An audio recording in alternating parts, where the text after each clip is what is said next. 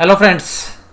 Big surprise. आज market ने जबरदस्त तरीके से सरप्राइज किया और सरप्राइज तरीके से किया कि जब पूरे के पूरे इंटरनेशनल मार्केट्स के अंदर जो है लाल रंग के निशान के साथ बाजार काम कर रहे थे।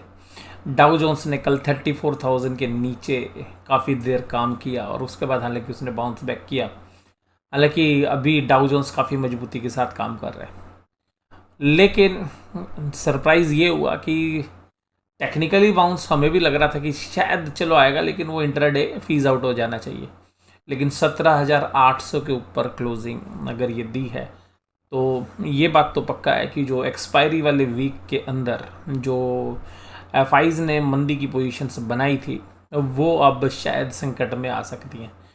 और हालांकि एफआईज ने आज भी जो है कैश मार्केट में सेलिंग की है, स्टॉक में भी फ्यूचर्स में भी, यानी कि ऊपरी लेवल्स पर वो लगातार माल तो बेच रहे हैं, लेकिन जो अंडरलाइंग है यानी कि जो मिस्टर इंडिया वाली जो परचेज़ है वो अब दोबारा से जो है कारगर होती हुई नज़र आ रही है और वो इंटरनेशनल मार्केट की बिल्कुल परवाह नहीं कर रहा। और ऐसा लग रहा है कि जैसे कि खबर जो आज मूडीज़ की आई है कि उन्होंने इंडिया की रेटिंग नेगेटिव से स्टेबल कर दिया है, ऐसा लग रहा है कि ये खबर बड़े प्लेयर्स को, जनरली इंडियन डोमेस्टिक प्लेयर्स के पास ये खबर पहले से थी। और एफआईआईज ने तो देखिएगा वहाँ पे सेलिंग कर दी और डीआईआईज ने बाई कर लिया। और इसके अलावा जो बाकी रिटेल इन्वेस्टर्स हैं या जो एचएनआई इन्वेस्टर्स हैं वहाँ तक जो है यानी कि स्टॉक मार्केट के गलियारों में इस बात की जो है खबर थी कुछ लोगों को कि मूडीज़ जो है स्टेबल जो है कर देगा हमारी क्रेडिट रेटिंग, यानी कि कंट्री की जो सोवरेन रेटिंग्स है वो स्टेबल हो गई और ये एक पॉजिटिव आउटकम है। तो जनरली फाइनेंशियल्स के लिए और बैंकिंग के लिए काफ़ी पॉजिटिव माना जा सकता है। और फिर देखिएगा क्रेडिट पॉलिसी भी है। तो कुल मिलाकर ये जो है बाज़ार के अंदर जो है तड़का शायद 18,000 के लिए डाला जा रहा है। तो 18,000 का जो तड़का है वो शायद इन सब का कम्बिनेशन है। लेकिन कुल मिलाकर आज बाज़ार चलने के पीछे दो मुख्य कारण थे, वो मैं आपको बताता हूँ। एक तो देखिएगा ये न्यूज़ थी जो कुछ लोगों को पता थी और शायद वो हालांकि मार्केट आवर्स के बाद जो है डिस्क्लोज हुई। दूसरी जो सबसे अहम बात थी कि वो डॉलर काफ़ी मजबूत होता हुआ नज़र आया और 74.5 के आसपास भी जो है काम करता हुआ नज़र आया, जिसके वजह से आप ये मानिएगा कि जो रेवेन्यूज़ हैं इंडियन आईटी कंपनीज़ के वो बढ़ जाएंगे। तो उनके लिए एक सबसे पॉजिटिव न्यूज़ थी। दूसरी जो न्यूज़ थी वो थी क्रूड ऑयल के फ्रंट पे। अभी क्रूड ऑयल $82 के ऊपर काम कर रहा है और टेक्निकल चार्ट्स पर भी अगर हम देखें तो एक जबरदस्त ब्रेकआउट जो है क्रूड ऑयल ने दिया है। तो क्रूड ऑयल के ब्रेंट क्रूड के जो प्राइस हैं वो $82 के ऊपर ट्रेड कर रहे हैं। ये जो न्यूज़ है ये वास्तव में रिफाइनरी कंपनीज, ओएनजीसी जैसी कंपनीज या रिलायंस इंडस्ट्रीज जैसी कंपनीज के लिए बहुत ही फेवरेबल है, क्योंकि इनके जो रिफाइनरी मार्जिन्स हैं वो काफ़ी तेज़ी से बढ़ जाते हैं। और हमें याद है कि कुछ सालों पहले क्रूड ऑयल के प्राइस जब बहुत तेज़ी से बढ़ते थे तो ओएनजीसी का शेयर देखिएगा 400-500 रुपये के आसपास काम किया करता था और रिलायंस के शेयर्स में भी जब क्रूड ऑयल के प्राइस ऊपर की तरफ होते थे तो इसी तरीके की मूवमेंट रहती थी। तो आज जो ओएनजीसी के तेज़ी का जो मुख्य कारण है वो जनरली क्रूड ऑयल के प्राइजेज़ हैं। तो क्रूड ऑयल के प्राइस अगर ज़्यादा होंगे तो जो भी मार्जिन्स है रिफाइनरी मार्जिन्स वो बढ़ जाएंगे और जो इनके पास जो है केजी बेसिन्स के अंदर रिलायंस के पास भी और जो ओएनजीसी के पास भी जो ब्लॉक्स हैं वहाँ पर भी एक अच्छी जो है रिकवरी इनको देखने के लिए मिलेगी। तो कुल मिलाकर इस तरीके की कंपनीज़ के लिए पॉजिटिव खबर थी आईटी कंपनीज़ के लिए। लेकिन ध्यान रखिएगा ये खबर इन्फ्लेशनरी प्रेशर डालने वाली है, यानी कि जो क्रूड ऑयल के प्राइस ऊपर की तरफ बढ़ रहे हैं तो शायद ये अब सेंट्रल बैंक्स को यानी कि हमारे आरबीआई को ये स्कोप नहीं देंगे कि रेट ऑफ इंटरेस्ट किसी भी तरीके से काटा जाए। हालांकि स्टेटस को रहने की उम्मीद है हमें क्रेडिट पॉलिसी में, लेकिन बाज़ार उससे भी खुश हो सकता है। लेकिन कुल मिलाकर अगर आप 6 मंथ्स डाउन द लाइन आप जाने की कोशिश करेंगे तो बात ये आपको समझ में आएगी कि जो इंटरेस्ट के जो मार्जिन्स हैं, जो रेट ऑफ इंटरेस्ट है वो मार्जिन जो है वो बैंकिंग और फाइनेंशियल्स में शायद इतने तेज़ी से बढ़ते हुए ना मिलें आपको। कुल मिलाकर अभी भी हालांकि असेट्स क्वालिटी के जो रिस्क हैं वो थोड़े से कम होते हुए आपको नज़र आएंगे, क्योंकि मूडीज़ की जो रिपोर्ट है वो जनरली एक काफ़ी अच्छा पॉजिटिव है बाज़ार के लिए। लेकिन हमें ऐसा लगता है कि ये पहले ही बाज़ार के बड़े प्लेयर्स को पता था और उन्होंने इसको डिस्काउंट कर लिया। तो अभी इस न्यूज़ को दिखा के हो सकता है कि कल सेल ऑन राइज भी हो जाए।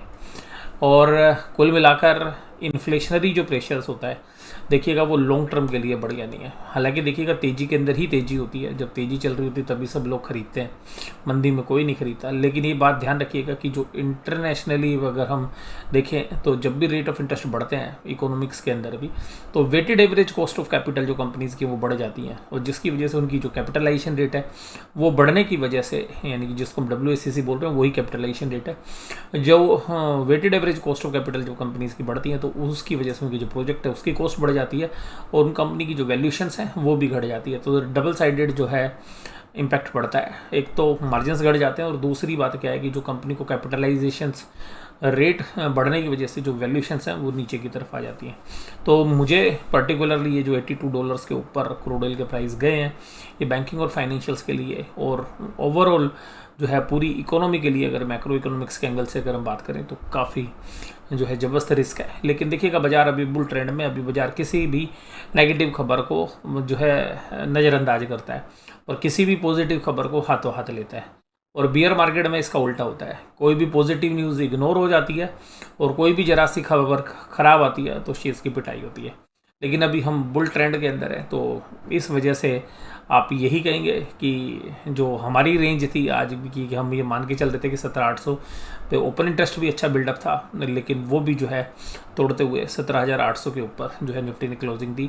और जो शेयर्स मैं अब आपको बता रहा हूँ कि जो IT के लिए फेवरेबल था और जो रिफाइनरी मार्जिन्स वाली जो कंपनीज़ हैं उनके लिए काफ़ी फेवरेबल। और क्रूड ऑयल के प्राइस बढ़ते हैं तो आप ये मान के चलिएगा कि ये जो गेम है जो अभी बुल्स खेल रहे हैं, इसमें एक बात ध्यान रखिएगा कि एक बड़ा फेवरेबल हमारे को चाइना की तरफ से भी आ रहा है कि अगर चाइना में डिस्टर्बेंस है तो उसकी वजह से हमारी केमिकल कंपनीज अच्छा कर सकती हैं, क्योंकि केमिकल का बहुत बड़ा कंपटीटर चाइना है। लेकिन इसके साथ साथ दूसरी बात भी आपको ध्यान रखनी चाहिए कि अगर क्रूड ऑयल के प्राइसेस बढ़ जाते हैं तो हमारी सारी केमिकल कंपनीज़ की जो रॉ मटेरियल की कॉस्ट है, पॉलीमर्स कंपनीज़ की रॉ मटेरियल की कॉस्ट है, वो बढ़ जाएंगी। लेकिन देखिएगा 10-11 तारीख से पहले किसी कंपनी के रिजल्ट नहीं आ रहे हैं तब तक तो देखिएगा बाजार किसी को भनक भी नहीं लगने देगा कि उन कंपनीज़ के रिजल्ट कैसे आएंगे। लेकिन मार्जिन्स के प्रेशर देखिएगा अक्टूबर मंथ में मुझे पर्सनली लगता है कि देखने के लिए ज़रूर मिलेंगे, क्योंकि क्रूड ऑयल के जो प्राइसेस हैं वो पूरे जो है क्वार्टर के दौरान का अगर एवरेज देखें तो $75-76 के आसपास जो है बैठता है। तो कुल मिलाकर जिसकी वजह से 8 से 7% जो है रॉ मटेरियल की कॉस्ट का इम्पैक्ट जो है सभी कंपनीज में पड़ेगा। तो मार्जिन्स वो नहीं होंगे जो पिछले क्वार्टर्स में थे, मार्जिन्स पे तो इम्पैक्ट आएगा। लेकिन देखिएगा जब तक मुट्ठी बंद है, यानी कि बंद मुट्ठी लाख की खुल गई तो खाक की, जब तक रिजल्ट नहीं खुल रहे तब तक जो है मुझे नहीं लगता कि किसी को भी जो है बुल्स इस बात की भनक लगने देंगे। और इंडिया के ये बुल्स हैं, यानी कि अगर हम बात करें कि इंडिया के बुल्स हैं और ये बुल्स इस तरीके से काम कर रहे हैं कि जो है ना कोरिया, ना ताइवान, ना USA, हम किसी को नहीं देख रहे। तो सब जो है हमने ताक पे रखे हुए भी। लेकिन कुल मिलाकर अगर जो बाजार के पुराने इन्वेस्टर्स हैं उनसे अगर बात करोगे, उनके इंटरव्यूज़ आप सुनोगे, तो वो इसी बात से डर रहे हैं कि बाजार जितनी तेज़ी से चल रहा है वो उसकी वजह से जो है ज़्यादा डर लग रहा है, क्योंकि बाजार विदाउट कंसोलिडेशन आगे बढ़ता हुआ नज़र आ रहा है। कुल मिलाकर कैंडल्स की बात करें तो कैंडल्स आज मजबूत एक ग्रीन कैंडल बनी है, लेकिन अपने resistance area life time high के आसपास जो है पहुंच सकती है बाजार कल भी। तो वहाँ से हो सकता है कि एक बार सेलिंग प्रेशर आए। 18,000 पे ओपन इंटरेस्ट काफ़ी ज़बरदस्त है, तो 18,000 शायद कल जो है ना हो कंप्लीट, और शायद इस एक्सपायरी में 18,000 हमारे को देखने के चांसेस थोड़े से कम लगते हैं। लेकिन फिर भी कुल मिलाकर 3 कैंडल्स ग्रीन है, काफ़ी मजबूत कैंडल्स हैं तीनों की तीनों। लेकिन इससे पहले भी अगर आप 5 कैंडल्स देखेंगे तो पहले 5 कैंडल कमज़ोर देखी, तो अब 3 मजबूत कैंडल्स हमारे सामने हैं। तो देखिएगा यहाँ पर, हालांकि देखिएगा चैनल्स के बाहर जो है, मैं कहूँगा कि अभी चैनल्स के बाहर ही काम कर रहा है बाजार, और चैनल की जो बाउंड्रीज है उसको टच करने के लिए जो है आज की कैंडल आई और अंदर भी घुसी है। तो कुल मिलाकर अभी भी जो है कल का जो दिन है वो काफ़ी क्रूशियल है कि ऊपरी लेवल्स पे सेलिंग आती है या दोबारा से चैनल के अंदर जो है बाजार लौट आता है। कुल मिलाकर अगर हम बात करें तो आज देखिएगा रिफाइनरी मार्जिन्स, मैंने आपको बोला तो रिलायंस के अंदर अच्छी तेजी है, और रिलायंस जो है एक coffee can portfolio stock type shares है, IT भी प्लेयर्स है। अब थोड़ा सा जो है इसने कंसोलिडेशन हो गया, करीबन 600 रुपये जो है पिछले 1.5 महीने के अंदर इसने जो है तेज़ी दिखाई है। उसके बाद देखिएगा TCS के अंदर 3833 और भी ऊपर से जो है 4,000 के आसपास जब जाने की कोशिश की थी TCS ने, तो वहाँ से अच्छी करेक्शन थी। लेकिन अब डॉलर के प्राइस जो है इनके लिए फेवरेबल हो रहे हैं, तो इन्फोसिस जैसी कंपनियों में भी तेज़ी थी। इसके अलावा ओएनजीसी फिर रिफाइनरी मार्जिन्स की वजह से, तो आज ओएनजीसी के अंदर बहुत ही बेहतरीन तेज़ी थी। बहुत सालों के बाद आपको इस तरीके की तेज़ी जो है ओएनजीसी में देखने के लिए मिली। एचडीएफसी बैंक 8.98, तो एचडीएफसी बैंक नीचे से बैंक निफ्टी को संभालने का काम कर रहा था। आज आईसीआईसीआई बैंक 700 के नीचे काम कर रहा था। श्री सीमेंट, आईटीसी, हिंडाल्को और सिप्ला में कमजोरी थी। देखिएगा श्री सीमेंट जैसी कंपनीज हैं तो सीमेंट की जो कॉस्ट है उसमें जो रॉ मटेरियल की कॉस्ट के देखें या जो हम कन्वर्जन कॉस्ट जिसे हम बोलते हैं कि जब रॉ मटेरियल को आप सीमेंट में कन्वर्ट करते हैं तो उसकी कन्वर्जन कॉस्ट में क्रूड ऑयल का प्राइस बढ़ने की वजह से एक नेगेटिव इम्पैक्ट पड़ सकता है, जिसकी वजह से आपको श्री सीमेंट के अंदर आपको गिरावट देखने के लिए मिली। एडवांस डिक्लाइन रेशियो देखिएगा सुबह से ही मजबूत थी, 1100 share advance, decline 697। Broader market में बहुत तेज़ी से जो है बाजार चलते हुए, और कल की भी हमने जो शीर्षक रखा था सब कुछ तेज था, और आज देखिएगा जिस तरीके से यूएस के मार्केट कमज़ोर थे तो अब यूएस को बिल्कुल नज़रअंदाज कर रहे, क्योंकि भाई सबको पता है यूएस तो एक बार ऊपर आ जाएगा, लेकिन अब यूएस पर जो है डाउ जोन्स को तो बिल्कुल डीकपलिंग जो है बाजार कर रहा है। ओएनजीसी, हालांकि हमें इससे जो डीकपलिंग हो रही है इसका एक रिस्क जो है हमें देखने के लिए जो है ज़्यादा हमारे को चिंता दिखा रहा है कि कहीं इस डीकपलिंग का रिस्क हमें ज़्यादा भुगतना ना पड़े। ओएनजीसी, इंडसइंड बैंक, कोल इंडिया, इंडियन ऑयल, भारतीय एयरटेल, एसबीआई लाइफ ये तेज़ी में थे आज। और देखिएगा ओएनजीसी ने तो आज आग लगा दी और 11% की तेज़ी आज ओएनजीसी के अंदर देखने के लिए मिली, और बहुत दिनों के बाद इस वॉल्यूम के साथ इतनी तेज़ी के साथ हमने ओएनजीसी को देखा। इसके साथ साथ रिलायंस इंडस्ट्रीज़ में भी अच्छी तेज़ी थी, तो 2% की। एचसीएल टेक, आप देखिएगा टेक जो हैं उनके अंदर अच्छी तेज़ी है। आप एचसीएल टेक की बात करें और एचसीएल टेक में भी अच्छी तेज़ी थी। इसके अलावा आपको इन्फोसिस की बात करी, टीसीएस की बात करी, टेक महिंद्रा की बात की, सभी पॉजिटिव में थे। सिप्ला 2.4% की कमजोरी, हिंडाल्को 2% की कमजोरी, Shri cement 1.84, Tata consumer product 1.58, सन फार्मा 1.38, ग्रासिम। और देखिएगा जब बाकी सब चलने लग जाते हैं तो फार्मा अपने आप आराम से नीचे साइड लाइन हो जाता है, तो जो डिफेंसिव थे आज वो साइड लाइन हो गए थे। और देखिए जो टाटा कंज्यूमर है या जो बाकी कंपनीज हैं एफएमसीजी में, उनके ऊपर भी एक नेगेटिव इम्पैक्ट जो है पड़ता है। ऑटो के लिए भी एक नेगेटिव खबर है अगर क्रूड ऑयल के प्राइस बढ़ते हैं तो। बैंक निफ्टी, हालांकि बैंक निफ्टी ने निफ्टी जितनी तेज़ी नहीं दिखाई, लेकिन फिर भी कुल मिलाकर एचडीएफसी बैंक के दम पर जो है निफ्टी बैंक अच्छा कर पाया, और कुल मिलाकर 37786 का हाई भी लगाया। हालांकि अपने रेजिस्टेंस के आसपास जो उसने टेस्टिंग की, 37,800 एक क्रूशियल लेवल है। हालांकि ये अगर टूटता है तो फिर वो ही पुराने लेवल 38,200 तक बाजार जा सकता है। नीचे की तरफ बात करें तो 37,300 से लेकर 37,800 की जो रेंज है वो नीचे की है, लेकिन अभी बाजार बुल ट्रेंड में है, तो नीचे की रेंज जो है जनरली आ सकती है, मैं मना नहीं करूँगा, लेकिन अभी 2 दिन की जो तेज़ी हुई है उसके बाद कल बाजार का थोड़ा सा आराम करने का समय है। कुल एंगल से बात करें, वैसे भी देखिएगा अगर हम पिछले एक्सपायरी के पे देखें तो एक्सपायरी पे हम करीबन 38,300 से सीधा हम जो है 37,000 का लेवल देख के हैं, तो करीबन 1,300 पॉइंट की करेक्शन थी, तो 1,300 पॉइंट का 50% से ज़्यादा हम जो है रिकवर कर चुके हैं, और करीबन 66% के आसपास जो हम रिकवर कर चुके हैं। तो ये वैसे भी एक जो है रेजिस्टेंस लेवल है, तो 37,800 कल एक क्रूशियल लेवल होगा। अगर उसके ऊपर ही बाजार खुलते हैं तो फिर तो वो टूट ही जाएगा सुबह ही, लेकिन नॉर्मली अगर उसके नीचे खुलते हैं, न्यूट्रल बाजार खुलते हैं, तो 37,800 850 तक एक रेजिस्टेंस फेस करने के लिए देखने के लिए मिल सकता है। HDFC bank, IndusInd bank, SBI, axis bank और एयू स्मॉल फाइनेंस बैंक, यहाँ से तेजी थी। बेसिकली एचडीएफसी बैंक और इंडसइंड बैंक था ही आज सबसे तेजी में। उसके अलावा बाकी जो बैंक थे आईसीआई, कोटक महिंद्रा, पीएनबी और आरबीएल बैंक, ये कमजोरी के साथ काम कर रहे थे। बैंकों के डेटा भी आ रहे हैं। अभी मैं आईडीएफसी फर्स्ट बैंक के जो है कासा और लोन ग्रोथ देख रहा था, तो अगर आप देखेंगे तो क्वार्टर ऑन क्वार्टर भी और ईयर भी परफॉर्मेंस काफ़ी वीक है। हालांकि देखिएगा वहाँ पे आईडीएफसी फर्स्ट बैंक का अपने सेविंग डिपॉजिट्स के ऊपर रेट ऑफ इंटरेस्ट कम करना भी एक मुख्य कारण रहा है।